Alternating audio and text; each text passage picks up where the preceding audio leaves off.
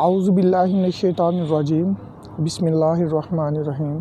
अस्सलाम वालेकुम स्टूडेंट्स, मेरा नाम है मोहम्मद सुहेल और आप देख रहे हैं मेरा यूट्यूब चैनल साइंस डिपार्टमेंट।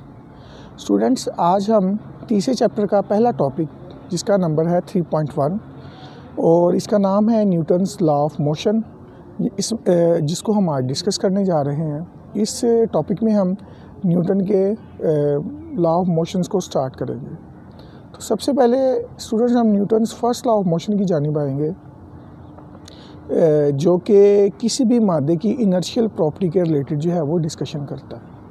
अगर न्यूटन के फर्स्ट लॉ ऑफ मोशन को देखा जाए तो ये हमें कुछ इस तरह से बताता है कि कोई भी बॉडी तब तक रेस्ट में रहती है या कोई भी बॉडी उस वक्त तक यूनिफॉर्म मोशन में रहती है जब तक इस पर कोई एक्सटर्नल फोर्स जो है वो एक्ट ना करे और यूनिफॉर्म मूव करती हुई बॉडी को रोक दे या फिर रुकी हुई बॉडी को मूव कर दे। अगर Newton's first law of motion की स्टेटमेंट को देखा जाए तो यहाँ तक ये लॉ हमें बिल्कुल ट्रू नज़र आता है। कैसे?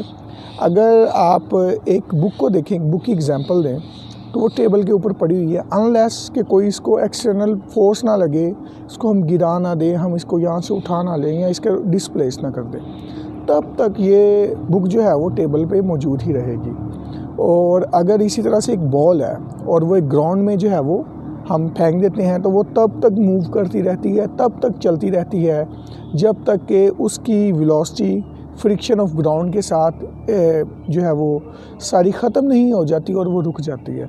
और अगर ग्राउंड में फ्रिक्शन ना हो तो वो बॉल तब तक मूव करती रहेगी जब तक जो है वो उसकी वेलोसिटी रहेगी, ठीक है। और फ्रिक्शन ना होने की वजह से इसका मतलब है वो हमेशा ही मूव करती रहेगी।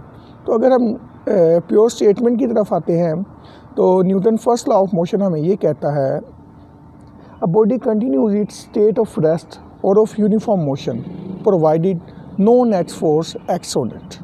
कोई भी बॉडी तब तक जो है वो अपनी स्टेट ऑफ रेस्ट या यूनिफॉर्म मोशन को जारी रखती है जब तक उस पर कोई एक्सटर्नल फोर्स एक्ट ना हो जाए, उसको उसकी जो है वो पोजीशन चेंज करने पर मजबूर ना कर दे। और क्योंकि Newton third law of motion जो है वो किसी भी बॉडी की, किसी भी जिस्म की, किसी भी ऑब्जेक्ट की इनर्शियल प्रॉपर्टी को डिस्कस करता है, इसी वजह से न्यूटन के फर्स्ट लॉ ऑफ मोशन को लॉ ऑफ इनर्शिया भी कहा जाता है। स्टूडेंट्स, ये जो आपने अभी स्टेटमेंट देखी है फर्स्ट लॉ ऑफ मोशन की, यहाँ पे एक वर्ड यूज़ हुआ है नेट फोर्स। तो ऑब्वियसली यहाँ पर आप लोगों का क्वेश्चन आना चाहिए और ये बिल्कुल लॉजिकल भी है कि नेट फोर्स क्या होता है। जैसे कि मैंने बताया, body continues its state of rest और of uniform motion provided no net force acts on it. तो इसमें नेट फोर्स क्या है बेटा? नेट फोर्स इसमें ये है कि अगर एक बॉडी है और उस पर एक से ज़ायद फोर्सेस लग रही हैं, ऑब्वियसली बहुत सारी बॉडीज़ होती हैं जिन पर एक फोर्स लग रही होती है और बहुत सारी बॉडीज़ ऐसी भी होती हैं जिन पर एक से ज़ायद फोर्सेस लग रही हैं। तो ये एक ऑब्जेक्ट है, ये आप देख लें, इस पर ये जो एरोज़ नज़र आ रहे हैं आपको, ये एक से ज़ायद फोर्सेस को शो कर रहे हैं।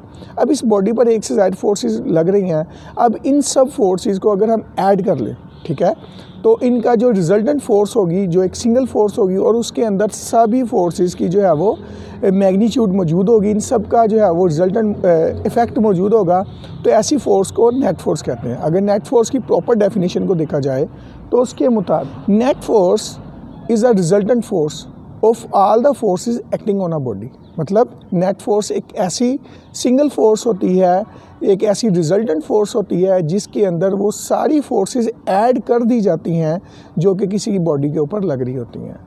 तो स्टूडेंट्स, उम्मीद है कि आपको Newton first law of motion की अच्छे से समझ आ गई होगी। इसके रिगार्डिंग अगर कोई भी प्रॉब्लम है तो आप मेरे कमेंट सेक्शन में या व्हाट्सएप नंबर पर रब्ता कर सकते हैं। और अगर आपको मेरी एफ़र्ट पसंद आई है तो आप मेरे चैनल को सब्सक्राइब करें, वीडियोस को लाइक करें और अपने दोस्तों के साथ शेयर करें ताकि हमारी ये एफ़र्ट का सिलसिला जारी व सारी रहे। जज़ाकल्लाहु खैर। अस्सलामु अलैकुम व रहमतुल्लाहि व बरकातुहू।